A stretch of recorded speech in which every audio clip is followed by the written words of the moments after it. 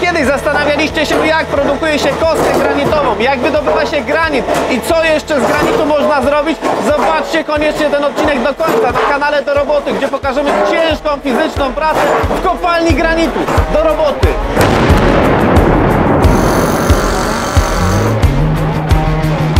Tysięcy ton wydobycia granitu rocznie. 150 ton na tych małych ząbkach kruszy ten kamień. Ten myślę waży około 10 ton. Czyli 5000 zł. 5500. Oni robią na akt. Tyle zrobi, tyle zarobi. Ze mną jest Andrzej, witam Cię serdecznie. Witam Wojtku, witam Dyrektor serdecznie. kopalni Impextir. Wydobywacie tutaj granit. Robi to przeogromne wrażenie. Pierwszy raz jestem w takim miejscu. Dla kogo ten granit wydobywacie? Wydobywamy granit dla naszych firm współpracujących, przede wszystkim dla granitu naturalnego. Te firmy później obrabiają ten granit do produktu finalnego. Okej, czyli Wy tutaj w kopalni nie produkujecie finalnego produktu. Produkujemy tylko elementy surowo łupane. Okej. I bloki do dalszego przerobu na elementy budowlane, drogowe i dla produktu indywidualnych klientów. Co jest najczęściej, powiedzmy, robione z takiego granitu? Najwięcej się robi krawężnika i płyt chodnikowych. Okej, czyli to, co możemy widzieć na co dzień, drodze. jeżdżąc drogami, widzimy te krawężniki z granitu. I taki produkt wydobywa się tutaj na jakiej zasadzie? No przede wszystkim to jest wydobywane za pomocą materiałów wybuchowych. Strzelamy właśnie na takie większe bloki, które są dzielone na mniejsze za pomocą lądów pentrytowych. Ląd pentrytowy to jest taki, ja mówię wszystkim, sznurek do wieszania ubrań do suszenia. Tylko dość wybuchowy. Dość wybuchowy. Szybko by ubrania wyschły, prawda? Ale widzę tak, panowie na przykład w naszym tle są u góry, niektórzy są tam na dole. Jaka to jest zależność? Dlaczego akurat tutaj wydobywamy, a w pewnym momencie? Tutaj widać, przygotowujemy odkrywkę. Tutaj zaczynamy te gorsze partie materiału, żeby się dostać do tego finalnego produktu. Im głębiej, ten produkt jest lepszej jakości. A skąd wiecie, że on tam będzie? Czy dopiero odkrywacie go? No to powiem tak nieskromnie z doświadczenia. No, można też odwierty robić, ale kopalnie powstały przed I wojną światową. Tutaj były ziemie niemieckie. W tym miejscu, gdzie powstały te dziury, te kopalnie, jest najlepszy kamień. Czyli oni wiedzieli już w XIX wieku, gdzie trzeba to wydobywać. Okej, czyli jak w XIX wieku wiedzieli, no to przy dzisiejszej technice, technologii wiecie jeszcze lepiej, w którą stronę iść, prawda? Tak, tak. Do tego są odwierty, geofizyka, można to sprawdzić. Przy tym wydobyciu do 100 tysięcy ton rocznie dokumentowane złoże jest na 80 lat. 80 lat jeszcze macie tutaj pracę Surowca. wydobywać. I chcemy jeszcze powiększyć, także tutaj będziemy jeszcze udokumentowywać więcej złóż dookoła. Czyli macie jakąś licencję, koncesję górniczą, żeby w tym miejscu wydobywać ten granit? Tak, jesteśmy właścicielem kopalni, mamy na to koncesję udzieloną przez ministra. Nie jesteśmy właścicielem tego granitu, który wydobywamy. Według naszego polskiego prawa jest to tak, że to, co jest w ziemi, to jest państwa. I musimy odprowadzić normalnie podatek od wydobycia. Okej, podatek od wydobycia, ale sprzedajecie to jako wy. Tak. Okej, i głębokość tego otworu, tej kopalni jaka jest? Nie no, tutaj gdzie stoimy to jest 90 parę metrów do lustra wody, bo na dole jest lustra wody i tam jeszcze jest 10 metrów głębokości wody. I możecie kopać jeszcze głębiej, czy do kiedy gdzie się zatrzymujecie? Gdzie mówi ekonomia dość. Dość, okej. Im głębiej, tym dłużej, gorzej i ekonomia mówi, nie wydobywamy więcej, bo się nie opłaci. No dobra, to przechodzimy dalej. Teren jest naprawdę przeogromny. Ja tu robię cały czas takie wielkie wow, bo jest to niesamowite, więc zostańcie koniecznie do końca materiału. Możecie już subskrybować kanał Do Roboty, a my przechodzimy w kolejne miejsce, pokazać Wam mega ciekawostki związane z wydobyciem granitu. Zaciekawiło mnie, Andrzej, tutaj spacerując dalej po tej kopalni, że te żurawie nie mają operatora gdzieś przy sobie, tak? Tylko on jest w takich budkach zewnętrznych. Tak, to jest żuraw o udźwigu 16 ton. Tam jest budka sterująca operator tego żurawia. I taka fajna ciekawostka, że u nas udało się zatrudnić kobietę na stanowisku operatora żurawia. Ale że jest bardziej precyzyjna, czy Kobiety zawsze w pracy są precyzyjniejsze od mężczyzn i bardziej poukładane. poukładane? I to jest też ważne. I co? I te bloki wydobywamy głównie z samego dołu, tak? Tak, Jest... i musi wyciągnąć 60 metrów do góry. Okej, i to wszystko wyjmujemy tutaj i ten materiał jest przewożony już dalej do dalszej obróbki. Gorszy materiał do dalszej obróbki, lepszy materiał na sprzedaż dla firm. Okej, dobra, przechodzimy dalej.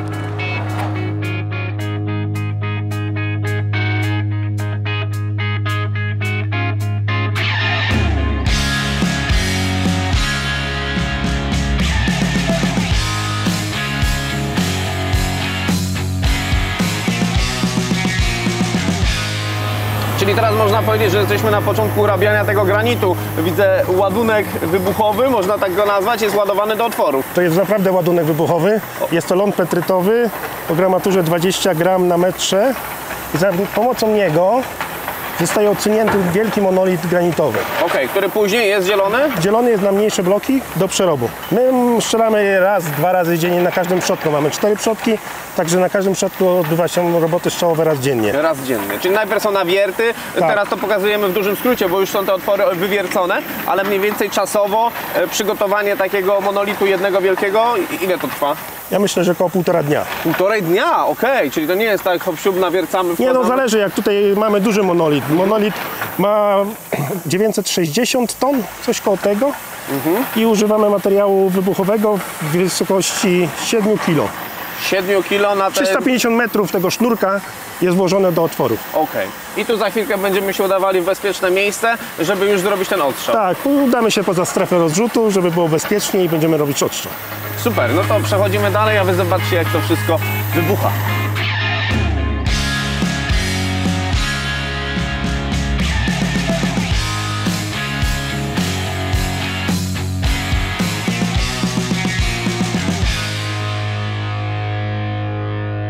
Jesteśmy jeszcze przed odstrzałem, ale mam tutaj też pytanie, czy na wszystkim jesteście tutaj w stanie zarobić? Czy to wszystko jest granitem, każda warstwa? Tak, jak oglądamy bloki granitowe, które wydobywała ładowarka, są białe, ładne, kształtne, są bardzo wartościowe. Jest teren, który musimy przygotować. Jak widać, jakość tego jest taka sobie, tak powiem. Więc ten materiał urabiamy na kruszywo. Chcemy go rozdrobnić, przewieźć na kruszarki, na kruszarkach uzyskać mieszanki kruszywo. Okej, czyli na przykład pod drogi jeszcze Tak, jakieś tak, takie drogi podkłady. do betonu. Czyli na wszystkim zarabiacie, można powiedzieć. Tak, nie ma. Na jednym mniej, na drugim jeszcze mniej, na trzecim dołożymy, ale nie mamy odpadu, wszystko sprzedajemy, nic się tu nie marnuje. Tak mówisz, jakbyście w ogóle nie zarabiali. Na jednym dokładamy, na drugim mniej, na trzecim jeszcze mniej, a na czym najwięcej? Najwięcej zarabiamy na tych właśnie wartościowych blokach. Okej, czyli na końcu pokażemy, na czym najwięcej Tak. zarabiacie, jak ten blok wygląda. Na razie uciekamy, bo już słychać dźwięki, sygnały. Tak, sygnały, żebyśmy się oddalili poza strefę rozrzutu, będziemy przeprowadzać roboty strzałowe. No to idziemy.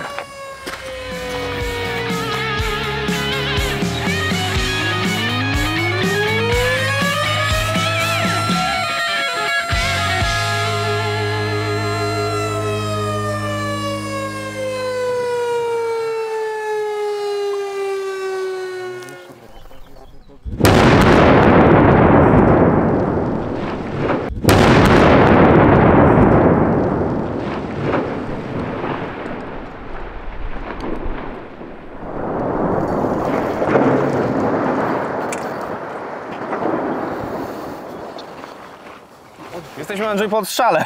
Zrobiło wrażenie. Robi wrażenie, tak, prawda? no taki niby niewielki wybuch, nie widać takiego efektu, wiesz, wow, że coś odpadło nagle, czy jakieś skały lecą. No nieźle. Ja cały czas mówię, że my jesteśmy rzemieślnikami, my chcemy odstrzelić, urobić materiał, nie niszcząc go.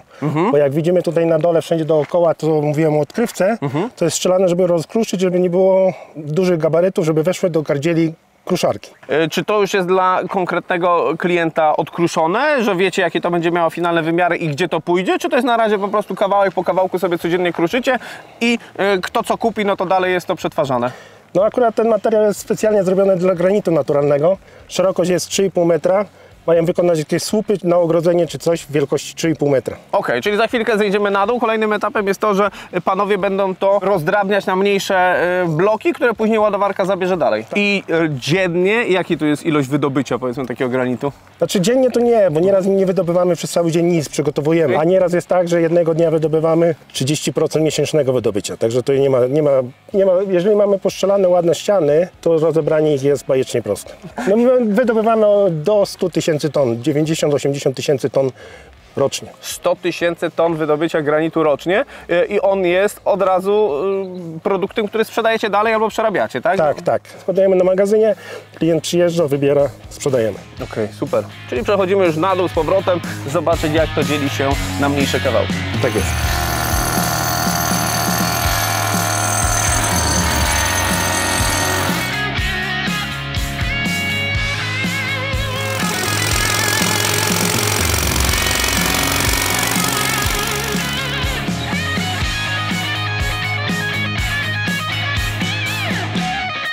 a na swoimi plecami widzimy urobiony materiał na takie wielkie bloki. One są teraz przez panów dzielone. Jest dzielony przez górników skalników na mniejsze za pomocą wiertarek pneumatycznych, wierteł diamentowych i klinów trójdzielnych.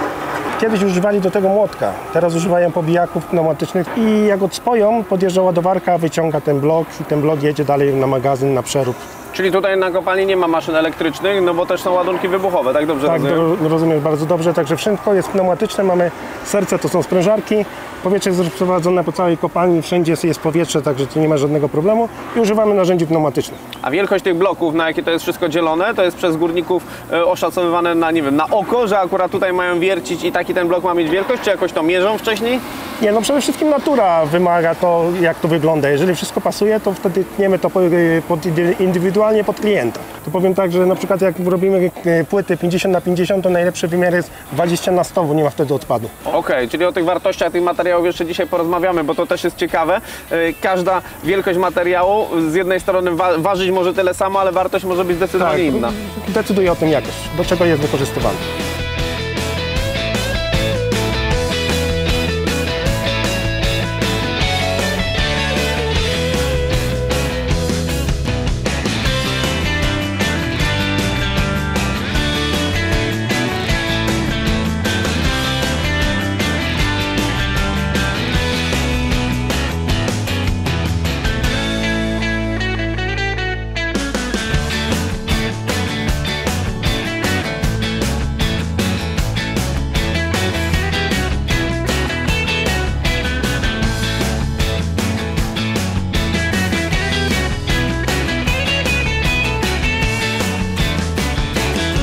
Andrzej, ile pracowników tutaj w kopalni pracuje?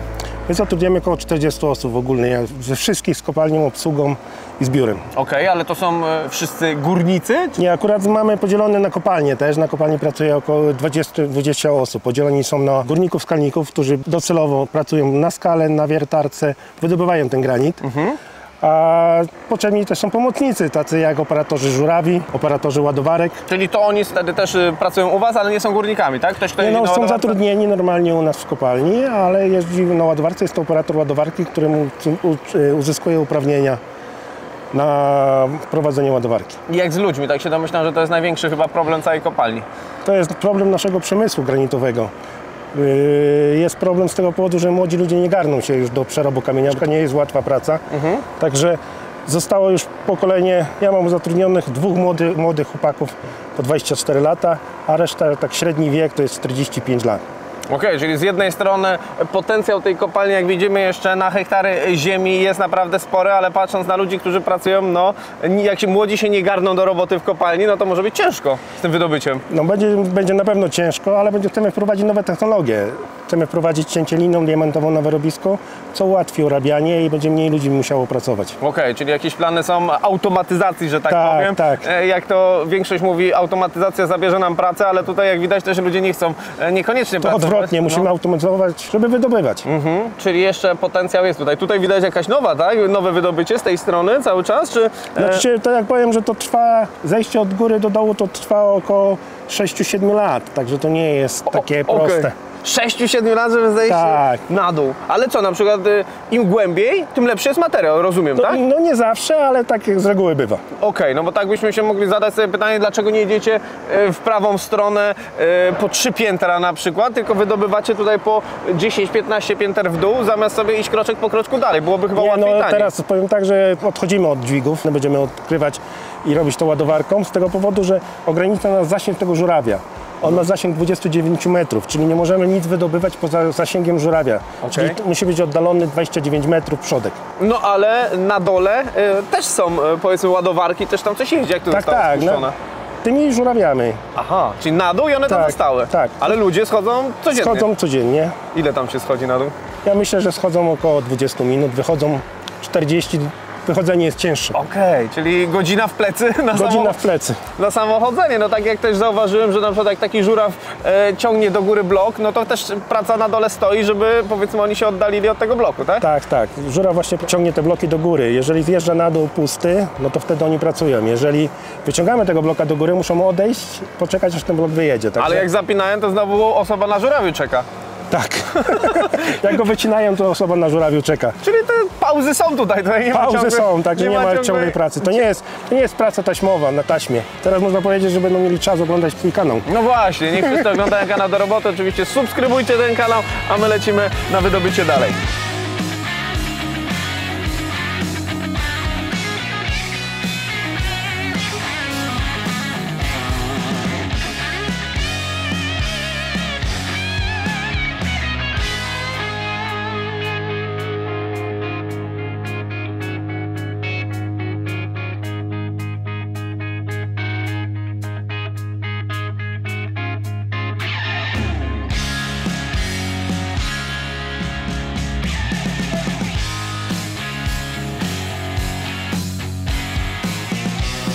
Andrzej, patrząc na człowieka za naszymi plecami, chciałbym powiedzieć, że żadna maszyna raczej nie jest w stanie go zastąpić. Nie, to jest jak jedność. On potrafi jak mistrz świata robić na tej maszynie. Właśnie patrzę na joysticki, które steruje, to nie jeden młody człowiek, który nie wiem, w FIFA albo w coś gra na padach, na PlayStation czy na czymkolwiek, to by pozazdrościł tej pracy na tych joystickach. Niesamowicie to robi. Tak, jest naprawdę mistrz świata.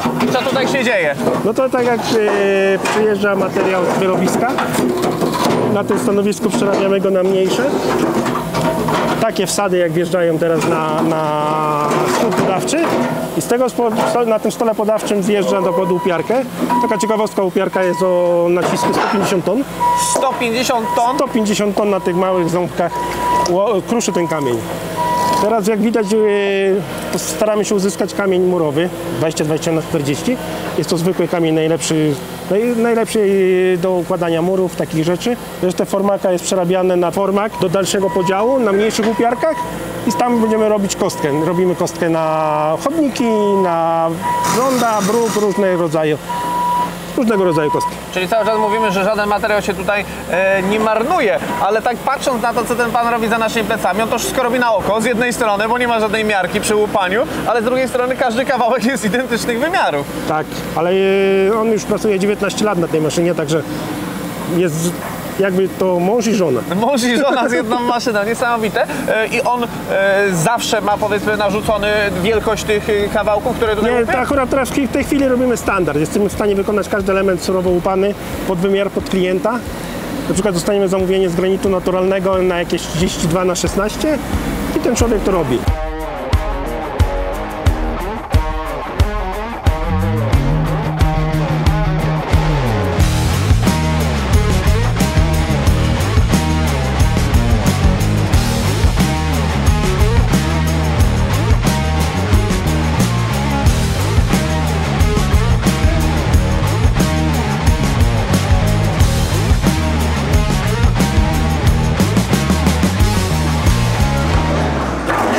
Andrzej, gdyby ktoś mi kiedyś powiedział, jak chodzę po granitowym rynku w jakimś mieście, że każda kostka jest ręcznie kruszona, to bym w życiu nie uwierzył. Tego nie zobaczyłem na własne oczy. Trzeba to zobaczyć na własne oczy, nikt w to nie wierzy, jak tego nie zobaczy. To tak jak na tej maszynie 150 zostaje przerobiony ten formak, który spadał na ziemię i on jest przewożony tutaj na sypy i z sypów jest właśnie przez ludzi ręcznie podawany na maszynę i robione kostki. Robimy standardy 4, 6, 8, 11, 14, 17. I tak jak mówisz, oni to wszystko mają w oczach. Tutaj nie mają miarek, oni robią to z automatu. No właśnie tak widzę, że każda wielkość kostki jest, znowu można powiedzieć, prawie 1 do 1 identyczna, ale każda jest robiona na oko. I co, i tak przez 8 godzin? Jak to wygląda czasowo? Są 8 godzin w pracy, tak jak już zwróciłeś uwagę, że nie pracuje się jednak stricte 8 godzin od deski do deski. Nikt nie goni, oni są nagradzani za akord. Oni robią na akord. Ile zrobi, tyle zarobi. Aha, tak? Tak, taka ciekawostka, że człowiek na upiarce, mam takiego mistrza, który potrafi zrobić 250 ton przez miesiąc. Czy robić? Robi. Jak to jest przeliczane na zarobki? Dobrze. Musimy ich wynagradzać z tego powodu, że nie ma tych ludzi do pracy. Czyli jest ciężka praca i też dobre zarobki. I tak jak mówisz, na akord, czyli jak zrobi 250 ton, to zarobi dużo więcej niż jakby to robił na godzinę i sobie udawał, że robi na przykład. To nie, to wtedy nie ma sensu, to tak nie działa. To każdy pojemnik jest później ważony, tak? Tak, jedzie ładowarką przez wagę. I waży, zapisuje mu ile urobił w danym... Podaje dziewczynom przez radio, podaje dziewczynom w biurze i zapisuje w biurze. Okej. Ale tak jak mówię, to jest naprawdę ciężka praca. Jeżeli człowiek przerzuci 10 ton samego kamienia, to sam widzisz, jak to wygląda. No, czyli wszystko ręcznie. Wszystko ręcznie, każda kostka przechodzi przez rękę. Niesamowite.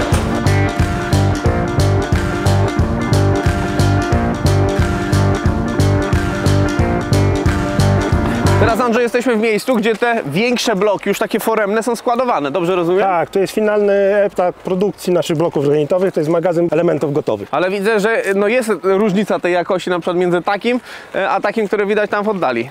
Tak, to jest właśnie z tych powierzchniowych warstw. Jest to gorszy materiał, jest brudny, używany najczęściej do materiałów budowlanych, drogówki, krawężnika. Tutaj mamy materiał, który używany jest do produkcji kostki. To jest nasza nadwyżka, którą sprzedajemy tutaj miejscowym kamieniarzom. Okej, a tutaj? A to są tak zwane handlówki. To są sprzedawane na płyty, na blaty, na parapety, na pomniki.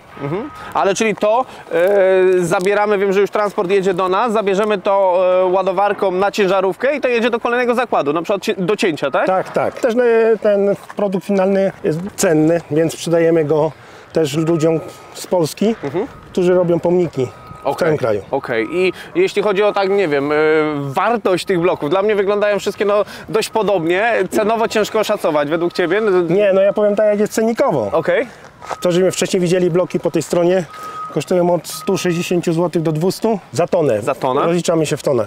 To jest z tej strony jest 200-250, a te handlówki 450-550 za tonę. Czyli 550. Ile on waży? Ten myślę waży około 10 ton. Czyli 5000 zł, które 5500. Okej, ale są takie też bloki, które mówisz, że... Że leży 1000 zł. 1000 zł. Albo 500. Tutaj na przykład mamy bryły, które są warte tam 400 zł. 400 zł. A wydobycie trwa tyle samo? Tak, wydobycie tych bloków jest łatwiejsze niż tego rumoszu.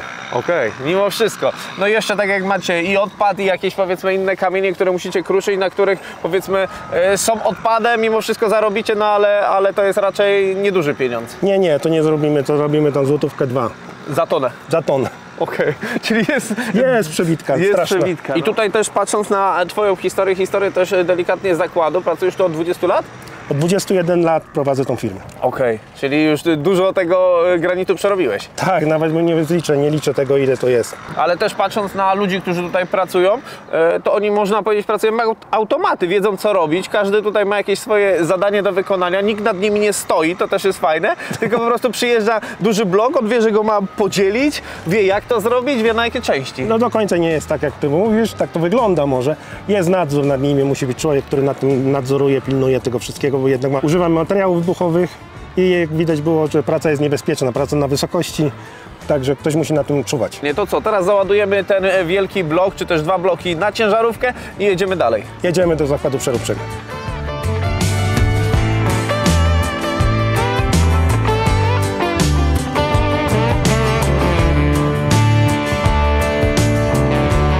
Bloki mamy już załadowane na ciężarówkę, teraz zmierzamy do zakładu elementów ciętych, więc jedziemy tam razem z nami.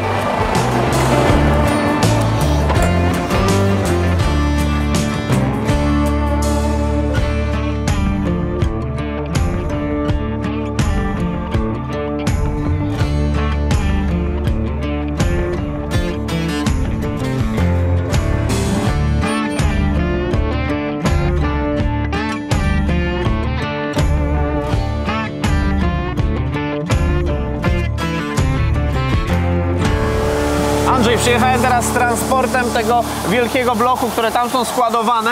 Co się dzieje w tym miejscu? Tam są składowane bloki, które są umieszczane na wielolinę. Jest to 5-lina, która to tnie na slaby, na płyty, czyli 5 narzędzi tnących. Jest to linka stalowa, w której zamieszczone są takie koraliki. W koralikach jest zamieszczony diament i ten diament to jest narzędzie robocze. Do tego jest potrzebna woda. U nas na kopalni była potrzebne wszędzie powietrze, tu jest nieodłącznym elementem woda. I mniej więcej taki element, który przywoziliśmy przed chwilką ciężarówką, jaki to jest czas przewidywany na przecięcie takiego bloku z góry na To dół? zależy od wielkości, ale koło jednej zmiany roboczej, czyli 8 godzin. 8 godzin tniemy ten kawałek. Dobra, to sporo czasu na jeden taki blok. Jak widzimy, tutaj są płyty przewożone przez widlak pod stanowisko palenia. No właśnie, pali się coś. Po co się pali te płyty? Żeby były szorstkie, nie śliskie. Tak jak na przykład masz posadzkę czy schody przed domem, jeżeli tak popada deszcz albo jeszcze zimą śnieg, to jak można się poślizgnąć. Jeżeli to jest urobione termicznie, czyli palone, nie jest takie śliskie. Okej, ale też tutaj są cięte bloki na przykład krawężniki, jak widzimy, czy też na płyty chodnikowe, na nagrobki. Tak, tu jest produkt finalny. Krawężniki, płyty chodnikowe, oporniki. Wcześniej, Andrzej, widzieliśmy kostkę łupaną, teraz jest ta kostka cięta. Tu już jedna osoba, powiedzmy, robi to i maszyna. Tak. Tam musiała osoba to wszystko przerzucać Tu masz rację. i kruszyć. I te wielkości też są ustawiane tej kostki, jak Tak, będzie wyglądała akurat to jest finalnie. widać już 10×10. I to nie piła, nie tak jak wcześniej ta linka, tylko piła. Tak. To tutaj mamy fajne rozwiązanie, mamy dwie piły, które są jednocześnie, także 2 razy więcej efektywne. Tak jak na 5 linii było 5 cięć, tu są 2 cięcia jednocześnie przez każdy przejazd. Okej, ale ileś przejazdów, żeby przeciąć, tak? To też nie jest na raz cięte, tylko No warstwowo. widać opady. Dokładnie nie powiem jakie są opady, ale myślę około 5 mm na jedno cięcie. I taka kostka też już później trafia do klienta finalnego. Tak, do finalnego. Andrzej, pytanie jeszcze tutaj, kto narzuca firmie, co trzeba wykroić, co trzeba pociąć i na jakie kawałki? Czy dzisiaj to akurat jest na przykład cały dzień tniemy kostkę, a jutro takie piękne krawężniki? No jak zwykle najważniejszy jest klient. Zamówienie jakie otrzymujemy, wykonujemy. Czyli to wszystko już jest tworzone pod klienta. Pod klienta. Tutaj nie tak jak u mnie robimy te standardy, które leżą i czekamy aż klient przyjdzie i kupi. Tu specjalnie robimy pod klienta, bo klient chce płytę taką, czy kostkę taką, także o centymetr większą, mniejszą, czy różne inne płyty chodnikowe. Wszystko pod klienta. Czyli finalnie pod klienta. Za chwilkę też do tego klienta finalnego się udamy, pakujemy ten materiał już na naczepę Tak jest. i pokażemy, jak to wygląda stricte na inwestycji, czyli to, na co wszyscy z jednej strony czekają, a to z drugiej strony, co wszyscy widzą na co dzień, czyli tą kostkę granitową już położoną. No i teraz każdy będzie wiedział, skąd powstała ta kostka, ta płyta i jak to jest zrobione. Teraz jesteśmy już na inwestycji finalnej, czyli tu, gdzie ten produkt jest położony, gdzie się mieści, więc jeśli chcecie zobaczyć w kolejnym odcinku, jak kładzie się kostkę granitową, to piszcie koniecznie o tym w komentarzu, a pokażemy Wam pracę w firmie, która taką kostką się zajmuje i ją kładzie. A ze mną jest Dominik, witam Cię serdecznie. Cześć Wojtku. Specjalista z firmy Granit Naturalny. Dużo widzimy różnych rozwiązań granitu na tej inwestycji. Co tutaj mamy? Przede wszystkim tutaj nasz klient ma mur, mamy taras, mamy dojście do tarasu, mamy również donice zastosowane z kostek, z takich palisad. Także jakby zastosowanie granitu jest naprawdę szerokie. Jesteśmy w stanie z granitu zrobić niemalże wszystko, tak? Wszystko, co klient sobie zażyczy dla domu i ogrodu z granitu, my jesteśmy w stanie to wykonać. No właśnie w całym materiale widzieliśmy dużo ludzkiej pracy, żeby tą kostkę, te płyty tutaj już stworzyć. Tu widzimy efekt finalny. I teraz pytanie, które powinniśmy w sumie zadać na samym początku. Dlaczego granit, a nie na przykład beton? No dlatego, że wiesz, on jest najtrwalszy w swoim samym byciu, tak? Jest w porównaniu do betonu na przykład nie wytraca koloru, nie ma też, nie odkształca się, tak? Jeżeli zakupisz granit, wykorzystasz go u siebie, masz go na lata, tak? Dopóki Ci się on nie znudzi tak naprawdę i nie będziesz chciał zmian, jest, że tak powiem, bezawaryjny, tak? On nie wymaga jakichś tam konserwacji dodatkowych. No tak, na pewno każdy przed ekranami kojarzy poniemieckie drogi, gdzie kiedyś jeździły czołgi, do dzisiaj Tak. ten granit jest na tych drogach, czy rynki Starego Miasta, gdzie też są położone właśnie z granitu, czyli ponadczasowy i Tak. wszechstronny materiał, można tak to podsumować. Fajne jest to, że dzisiaj ceny granitu znacząco się obniżyły, ale ta jakość kamienia wciąż pozostaje bez zmian, tak? Także dzisiaj, wiesz, płytkę tarasową można u nas kupić już od 100 zł brutto za metr kwadratowy. No to pięknie, no to jest to mocno porównywalna cena czy z betonem, czy nawet z deską tarasową. Więc co? I co najważniejsze, po tym całym materiale, który tutaj zobaczyliśmy na YouTubie, na kanale do roboty, czuć w każdej tej kostce teraz tą ludzką rękę. Tak, Czegoś, dokładnie. czego wcześniej nie wiedziałem, nie czułem. Po dzisiaj mega szacunek do każdej kostki granitowej, którą widzimy gdziekolwiek gdziekolwiek, czy na drodze, na ulicy, czy na rynku. Czujmy ten szacunek. Ja Tobie bardzo dziękuję za to, że opowiedziałeś jeszcze nam dużo szczegółów na temat tego produktu finalnego, bo widać, że jest to wykorzystane naprawdę w każdym calu tej inwestycji. A Was proszę o mnóstwo łapek w górę właśnie dla tych ludzkich rąk, które w tej fabryce, które w kopalni pracowały, żeby ta kostka granitowa była tak, jak powinna wyglądać. Więc jeżeli ktoś ma ochotę, zapraszamy, jesteśmy dostępni. Link jest oczywiście w opisie, klikajcie, obserwujcie, zobaczcie, jak wyglądają te ceny i produkty, a my widzimy się już w kolejnym materiale. Z tej strony Wojtek Kaczmarczyk. Bardzo się cieszę, że dotarłeś do samego końca. Dziękuję Ci za oglądanie tego wideo i zachęcam do zobaczenia kolejnych filmów na kanale Do Roboty. Kliknij w kolejny film i zobacz, co tam ciekawego nagrałem.